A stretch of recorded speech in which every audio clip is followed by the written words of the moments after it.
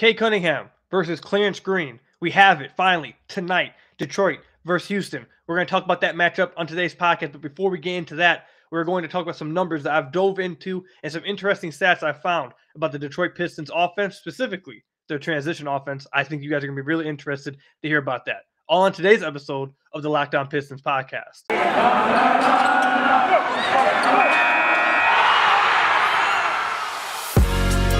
You are Locked On Pistons, your daily Detroit Pistons podcast. Part of the Locked On Podcast Network, your team every day.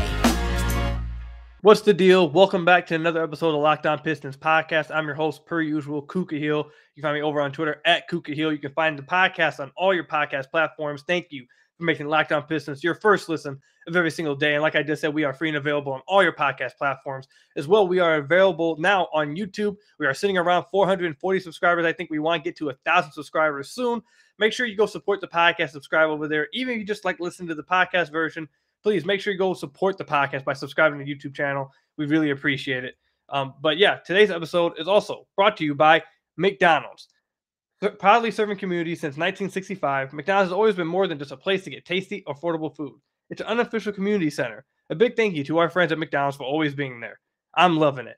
So, on today's episode of the Locked On Pistons podcast, we are going to be talking about, and also, excuse me, I'm still feeling really sick, except right now, it's not my throat at all. It's just simply I have a really bad running nose and I'm coughing a lot. So hopefully we don't run into any of those issues on the podcast. I don't have to cough or blow my nose or anything. Hopefully we make it through good. But like I said, we're going to be talking about the matchup, Houston versus Detroit, Christian Wood going against his old team. But more importantly, Cade Cunningham versus Clarence Green for the first time, the number 1 and number 2 overall pick going at each other. It's going to be incredibly interesting. All the eyes are going to be on this game. So hopefully Cade wins this, but we'll dive into that matchup later on in the podcast. What I want to spend the first segment or possibly 2 segments talking about is the Pistons offense. So we've talked about the Pistons offense a lot on this podcast. And I know some of you guys may be thinking, oh, here we go again. We're talking about the same thing over and over again. Except we are not doing that today. I feel like I did a lot of research today, and I feel like there's a different perspective, I should say, I brought to the table in this conversation we're about to have. And I think you guys are going to be really interested in it. So let's dive right into it. And I had a few of you guys say that that's my favorite saying, dive right into it. It is. Maybe I need to find a new saying, or maybe I just make that like my go-to thing. And everyone just knows me by it. But either way, let's go ahead and get into it. So the Detroit Pistons offense this year, they currently rank 30th in the entire NBA in points per 100 half-court plays at 79.9 points. That is 3 points worse than the second worst team in the entire NBA, okay? That's in the half court.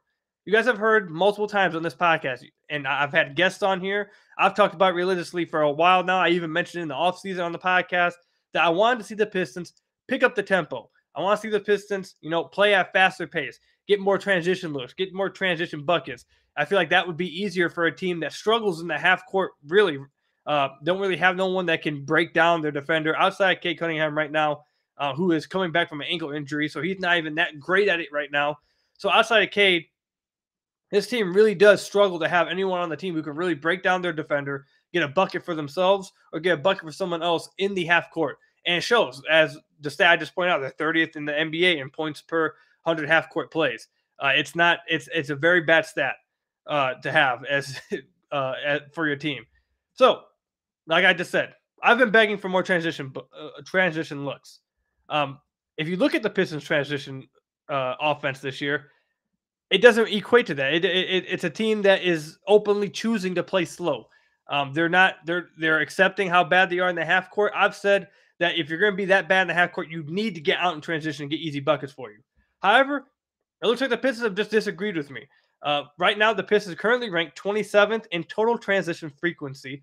They're 28th in transition frequency off of steals, and they're 23rd in transition frequency off of live rebounds. Okay, so not only are they awful in the half court, they are also just straight up. This is even they're just points off of transition, how good they are off of it. This is just simply how often they do it, and they're just simply choosing not to go in transition. They're choosing not to play fast. They're choosing to play in the half court. They're choosing to play slow.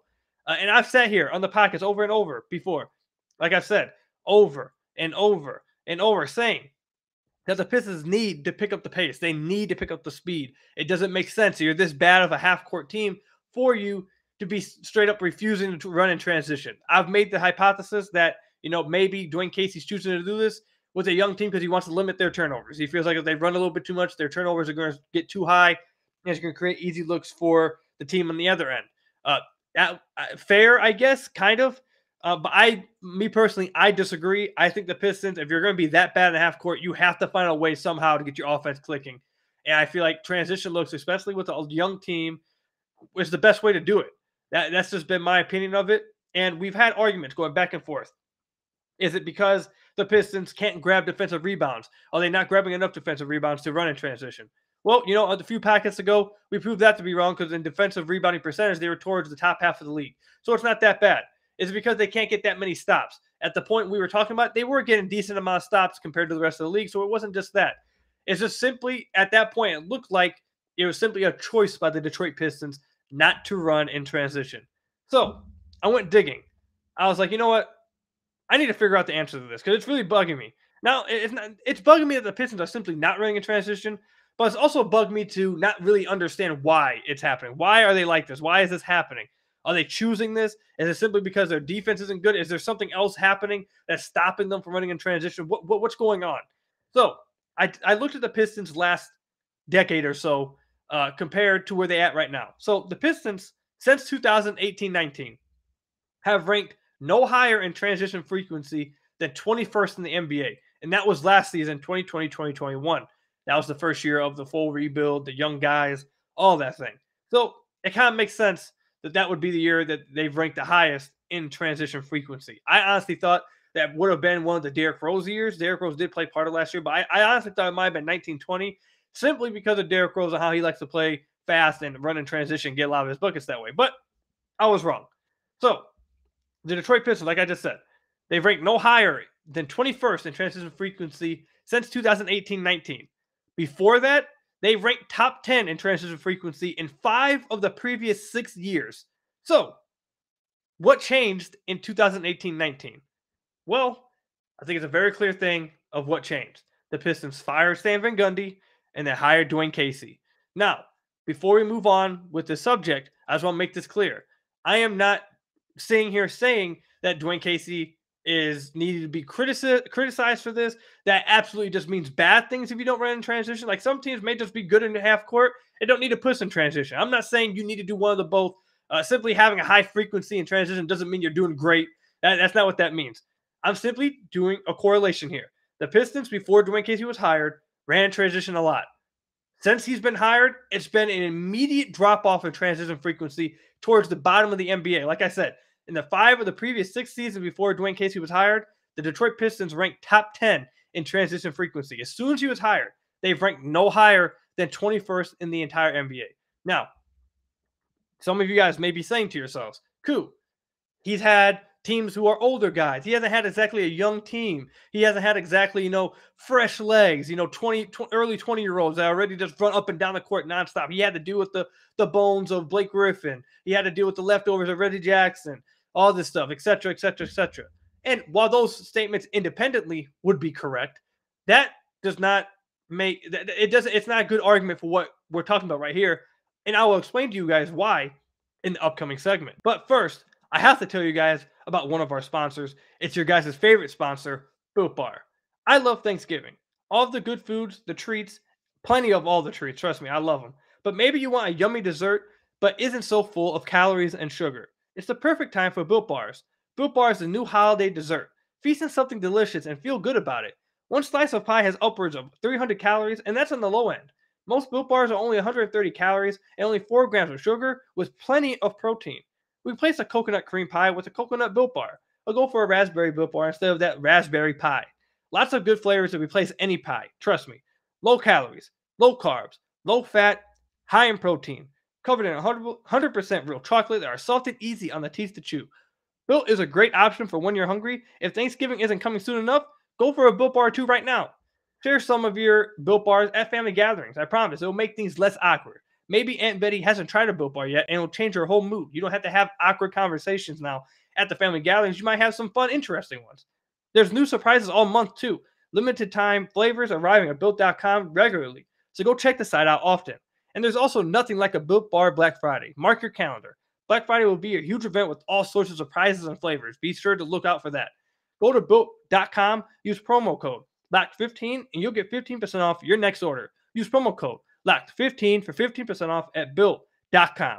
Built Bar, the best tasting protein bar ever. So, where were we? Yes. We were talking about Dwayne Casey and the Pistons' refusal to run in transition. Now, like I said, some of you guys, before we went to break, may be saying to me, the Pistons have had to deal with injured guys. They've had to deal with Reggie Jackson, Blake Griffin, who was hurt. They had to deal with Andre Drummond, whether or not he likes to run in transition. You could, maybe some of you guys may use that as an argument.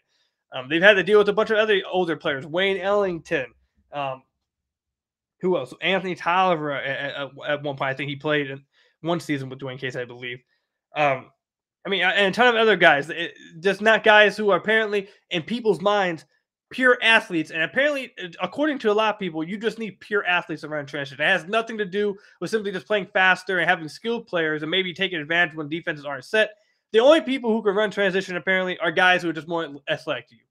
By the way, that's incorrect. It's just false. It's a false equivalency that people make between transition and athlete. That's not how it works. It's just not that's not an absolute equal there. That's not what you need every time to run a transition. But anyways, so like I said, I was losing myself a little bit. I want to make sure I stay on the track here. Actually, I have to tell you guys, thank you again for making Locked On Pistons your first listen of every day. We are free and available on all your podcast platforms. Now, anyways, let's get right back into what we were talking about. So, Dwayne Casey was hired in 2018-19. The Pistons have not ranked any higher than 21st in transition frequency. So, with all those things I just mentioned, I wanted to see, okay, is that because of the personnel Dwayne Casey has been given? Is that why they're just choosing not to run in transition? He just doesn't have the personnel he believes to do it? Or is this just something that Dwayne Casey does? He doesn't believe in running in transition. Is this part of his offense? Is there reason to believe that they eventually will try to start playing a little bit faster with the younger team for a team that ranks last in the NBA in half-court offense? Is there hope to believe that they could eventually get there? They'll eventually start trying to run a little bit more. So, you know what I did? I said, you know what? Dwayne Casey didn't just coach in Detroit. Detroit Pistons over the last 4 years has not been Dwayne Casey's only seasons as a head coach in the NBA. I believe he coached for a team just north of the border of Michigan, and that team was the Toronto Raptors. So what I did was, you know what? I've been looking at the Pistons last 5 years compared to the years with Stan Van Gundy. Why do I go look at the Toronto Raptors years and how they fared in transition frequency? So if you're watching this on YouTube, we are bringing it up on the screen right now for you guys. Don't worry if you guys listen to the podcast. Trust me, you podcast guys. You guys are my day ones. I got it covered for you guys. So again, I'm going to describe it out for you guys who are listening on the podcast, but those of you on YouTube, you guys will see this. So if you're looking at 2018-19, which was the first season without Dwayne Casey as the coach of the Toronto Raptors, they were the 5th team in the NBA in transition frequency.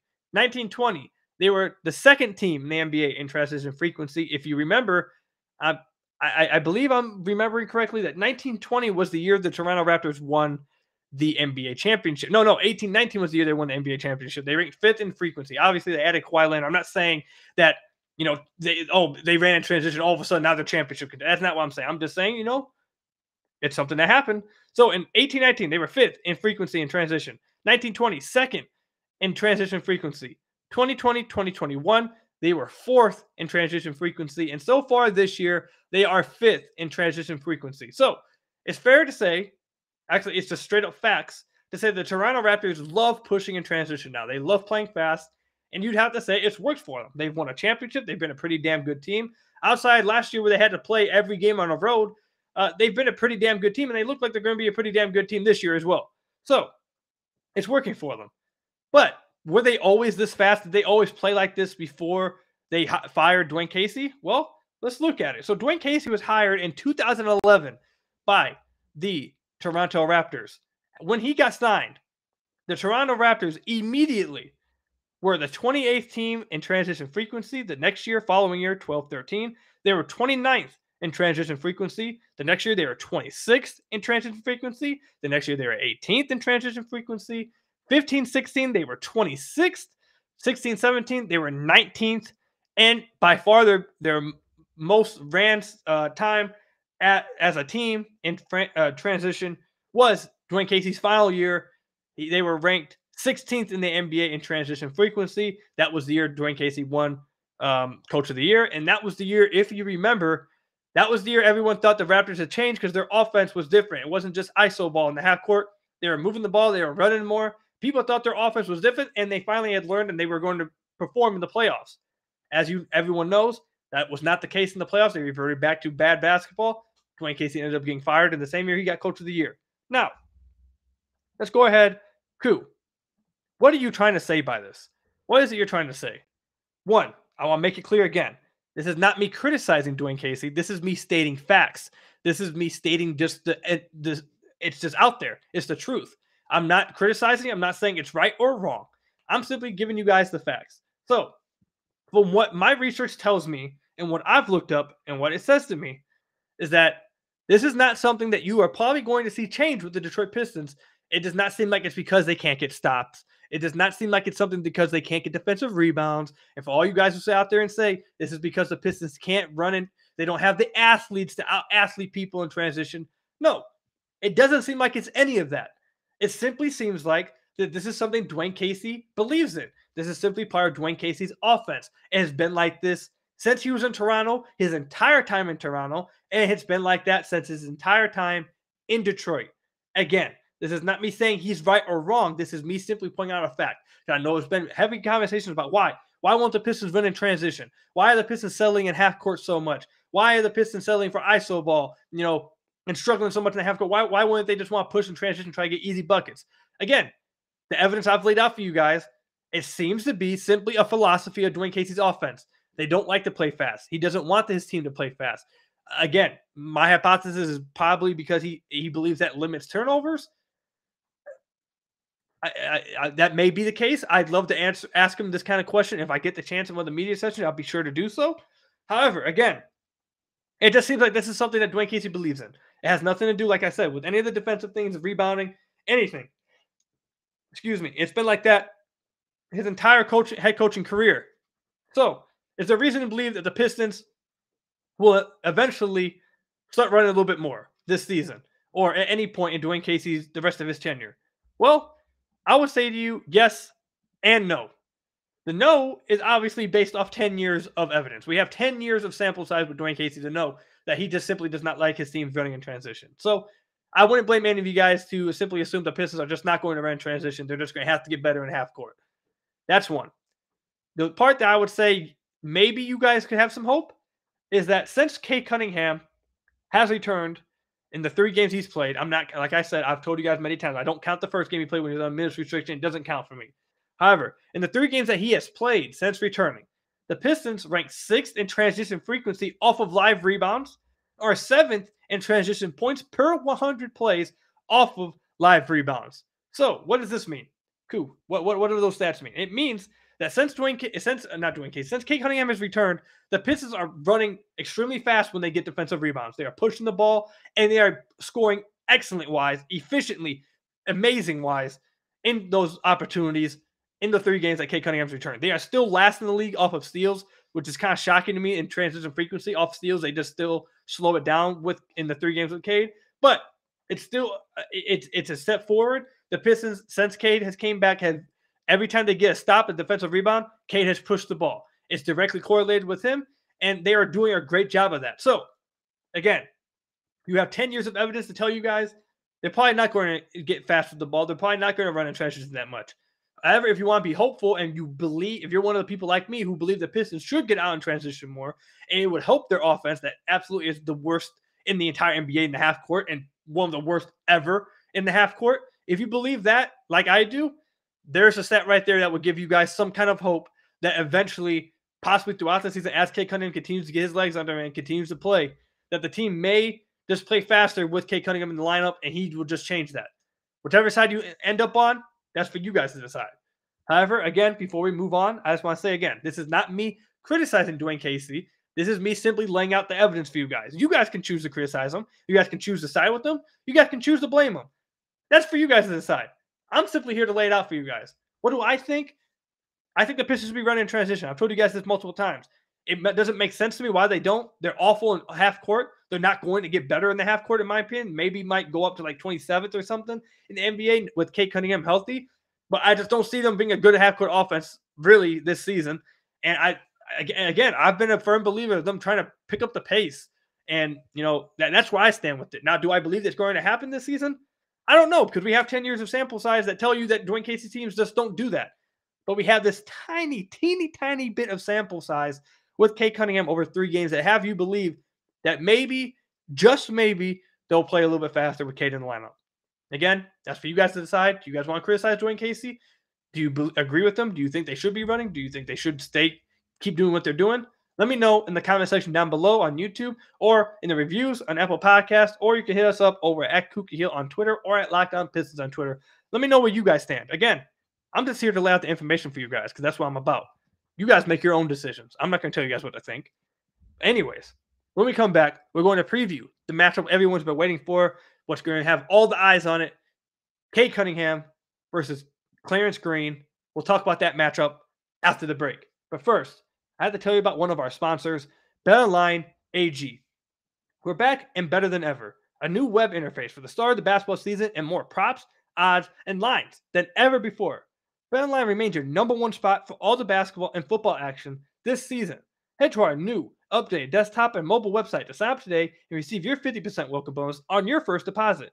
Just use our promo code LOCKEDON to receive your bonus. From basketball, football, baseball's postseason, which, by the way, actually, count that out. That was ended. Congratulations to the Atlanta Braves. But as well with the NHL, boxing, and UFC, right to your favorite Vegas casino games. Don't wait to take advantage of all the amazing offers available for the 2021 season. BetOnline is the fastest and easiest way to bet on all your favorite sports. So make sure you go download BetOnline or check out the mobile website to get started today. BetOnline, where the game starts. So let's go ahead and talk about the Pistons matchup tonight against the Houston Rockets. Again, thank you for making Locked On Pistons your first listen of every single day. We are free and available on all your podcast platforms. We are also available over on YouTube. I will continue to tell you guys we are trying to get to 1K subs. We are at around, I believe, 440 subscribers. Again, if you guys don't like watching the video version, you guys prefer the podcast version, trust me, I feel you guys. You guys are the day ones, but simply support the podcast by going over and subscribe to the channel. You don't have to watch the videos over there. You can still listen on Apple, Stitcher, Spotify, wherever you get your podcast. But to simply support the podcast, we really appreciate it. Help us get to 1,000 subscribers. Hopefully, we can get there by the end of this year. But anyways, let's go ahead and talk about this matchup. Jalen Green versus Cade Cunningham. Again, this is a matchup that everyone has been waiting for, waiting to see.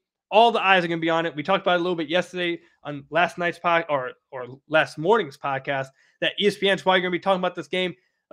Fox Sports are going to be watching. Everyone's going to be just watching this game. It's going to be talked about afterwards about the pundits, the analysts, the sports debate shows. It's going to be, if Cade has a great game, it's, was Cade the right pick? Or if Jalen Green has a good game, it's like, did the Detroit Pistons make a mistake by choosing Cade Cunningham? It's going to be all those overreactions after this game tonight. Hopefully, our guy Cade Cunningham ends up on the right side of this, because I know it's going to be it's really annoying to have to deal with that for what is it that you have to hear all those talking heads talk about, like the next week and a half or so. They'll just sit here and praise Jalen Green if he outplays him tonight or scores more points than him, I guess that's to say. But yeah, I would advise you guys to just be prepared that if Jalen Green does win tonight, just don't watch any sports television. You probably are not going to like it. But anyways, let's look at what Jalen Green is doing for the Houston Rockets this year. So far, through 10 games. And once again, actually, you know what? Let me make sure I make this clear. I've said this on a few podcasts. I know we get our jokes off about Clarence Green. We call him a fake tough guy. We make fun of the comments when he's like, I want to go to Detroit. And then also, I would never step outside of Detroit. But he's supposed to be raised up in like this tough hood. It's supposed to be this hood guy, this guy that we're both, is really about that life. But he's apparently scared to step outside of Detroit. Doesn't sound like a tough guy to me. It sounds like a whatever. I know we get our jokes off about that. However, I just want to make this clear. I think he's going to be a good player. I'm not rooting for anyone to fail. I think he's going to be a good player. I don't think he's going to be better than Jalen or Cade Cunningham. I don't think he's probably even going to be better than Evan Mobley. He probably is not going to be better than Scotty Barnes, in my opinion. But I think he can be a good player. And I hope he's going to become a good player. And his first 10 games, is not going to decide his entire career. I just want to make sure I get that out the way. While we can get the jokes out and laugh at him and make fun of some of his comments and make fun of some of his pictures that he takes, where he looks like he's putting Snapchat filters on every picture he takes, and he looks like my fiance, in the mirror, just taking multiple different takes, taking 100 selfies, and deciding on the one. We can make fun of all those things, okay? But I just want to make it clear, I'm rooting for the guy's success. I think he's going to be a good player.